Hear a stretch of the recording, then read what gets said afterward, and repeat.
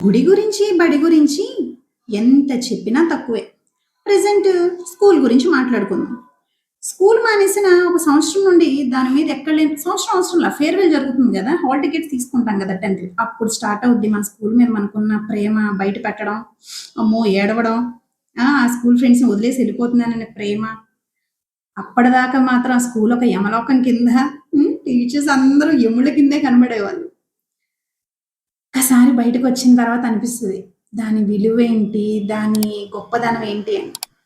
ఎవరైనా మనకి time machine ఇచ్చి, "నువ్వు బ్యాక్ వెళ్ళమంటే ఏ డేస్‌కెళ్తావు" అని అనంగానే 100కి 100% కూడా మేము స్కూల్ డేస్‌కెళ్తాం. Back to school. ఇదే ఆన్సర్ వస్తుంది. నాకు తెలిసినంత వరకు.